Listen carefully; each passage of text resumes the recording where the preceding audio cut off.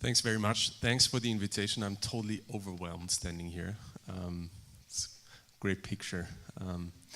So the story Holm already told a bit is that 11 months ago we founded a party, and last Sunday we went into parliament. That's the first time in 68 years this happened in Austria. No other party in the past 68 years made it in the first attempt. And it's, for me, completely mind-blowing that this is possible and that we actually achieved it, because it all started out with two people going for a coffee on a Sunday afternoon, figuring out that they don't like the way politics are made in Austria, and deciding to found a party. That's actually nothing special, because there are 930 parties registered in Austria. So it's very easy to come up with your own party. You just need a proper name, some legal framework that you need to fill out, and then you can register your party. So the question that I was asking myself, and we were asking ourselves, is, okay, why did we succeed? Why are we different than 929 other parties that also had the same vision or the same dream? And to be honest, I don't have a clue. I have some ideas what we made right along the way and what felt right while we were doing it. We were a political startup in the best sense, entrepreneurs that basically had an idea and just saw it through until the very end. So I'd like to share some of those ideas that I have, why this might have worked, giving no guarantee at all that this will work again. But probably you take some of those thoughts and mingle them with your own, and then something great comes out. So the first one is, ideas are nothing. If there are 930 other parties or 929 parties, people who had the same idea, then there are probably twice as much parties that I don't know of.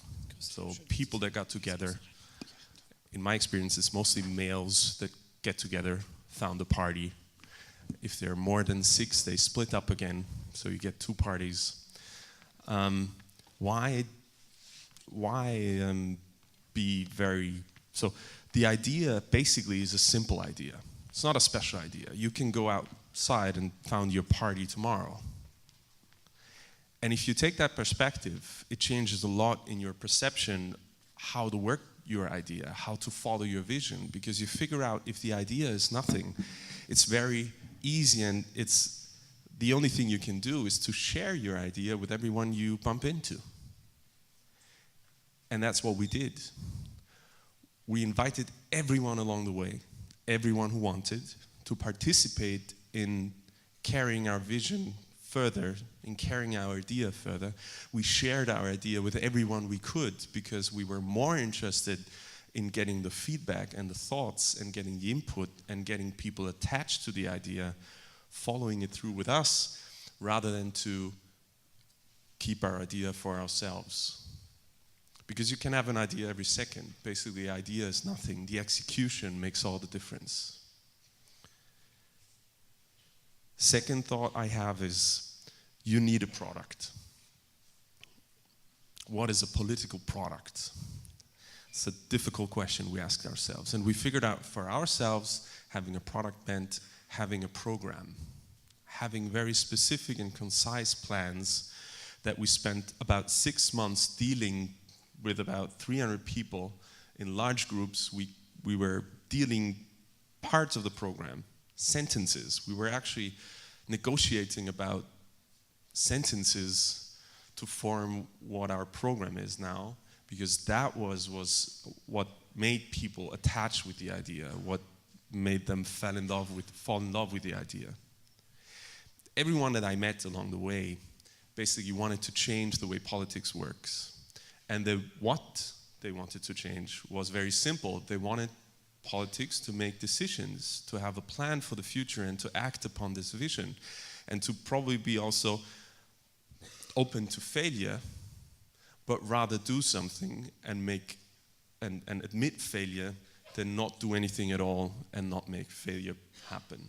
So our product, and I would say our minimum viable product, which means the smallest amount of product you can probably create. Our minimum viable product were 77 pages, densely written party program. At the same time, you probably saw this at the same time, a guy called Frank Stronach went on to create a party, and when they asked him for a program, he said he doesn't need a program. Someone will write it along the way. He'll probably get some experts to come up with a program. So that's a different perception on what a product is then. One of the biggest success factors, and that's my number 3, is you need to make it a team effort. There's this saying that a group plus a goal makes a team. And that was very true for our case. The goal was a simple one. It was one day this year, the 29th of September, and the goal was to go over 4%. And that was really what kept us going, what kept everyone working towards that vision and contributing to that vision in a very democratic fashion, so everybody could get involved. We had about 6,000 people in the end, volunteers that were out on the streets campaigning for the party. And that was only possible because we made it possible to take part in this movement. We made it a team effort. Everybody could do anything along the campaign. There were no structures, no hierarchy that could say, okay, you can only do this and others can do that. We basically said, that's our goal. And whatever you can contribute to get us to that goal is a good thing. And that helped us immensely. We couldn't have done it without those people. The next one is actually, you need to know your battles.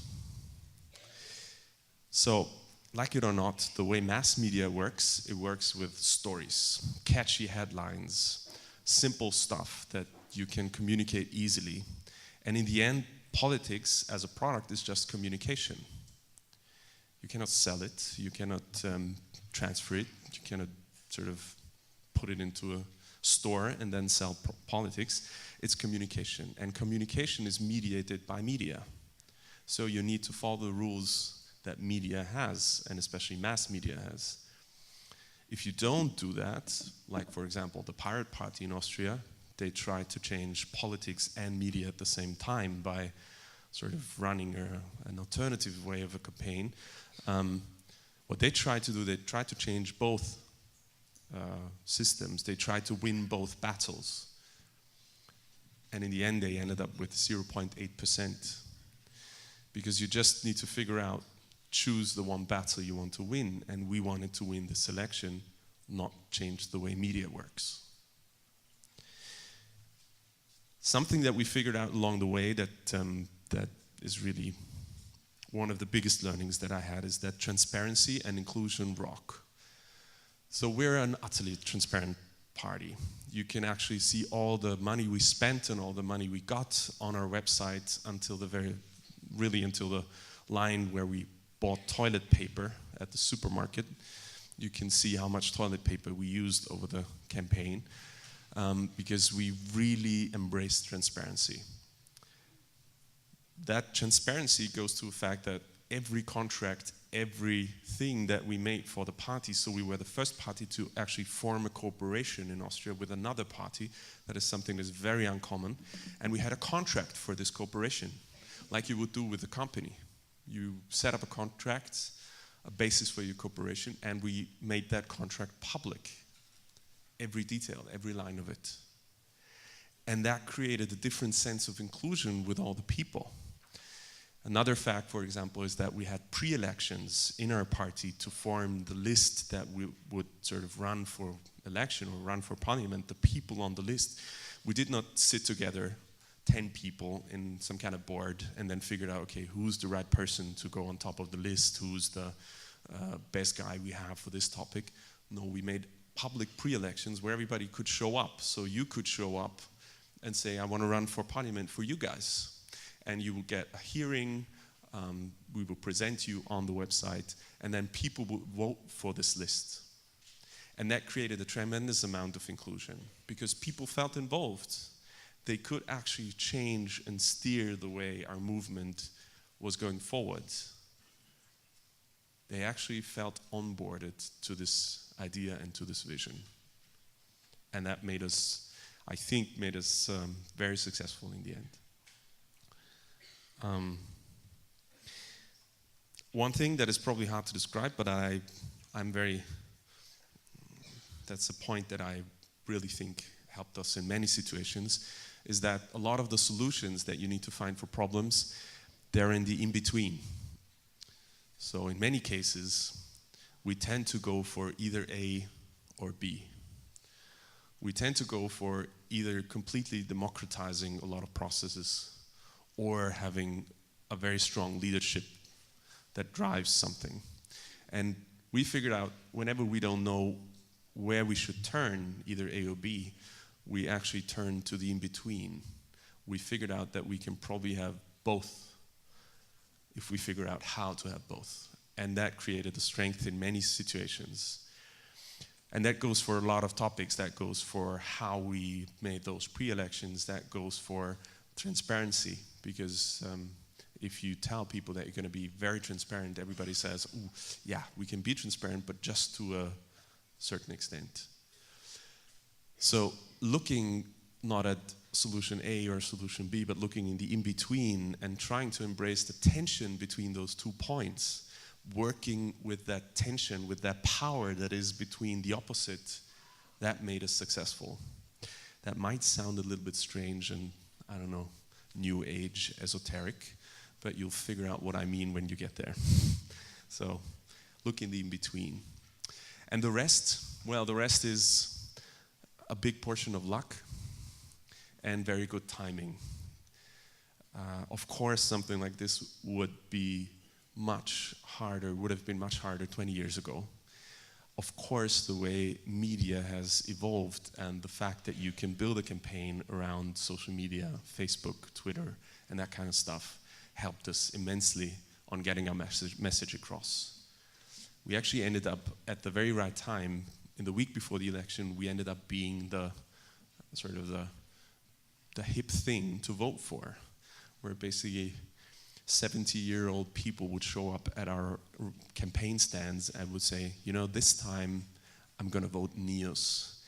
And to be honest, with all the target group math we did and all the planning, marketing planning and campaign planning, I mean, we had literally no money when we started. We all raised about 1.5 million euros along the way from people like you who just gave 10, 20, 30, 50 euros. So with all the planning that we made, we couldn't have seen that in the end, across the board, across Austria, all kinds of people were voting for us, which then actually got us to 5%. So not 4.8, 5%. I apologize. I have to be precise here. And got us into parliament with 9 seats. And the interesting thing is, I mean, I'm totally grateful for living in a time where that is possible. That you can start a party and 11 months later enter parliament with 9 members of parliament. And every one of you can do that. So if you figure out you want to found your own party, go ahead, do it. Thanks.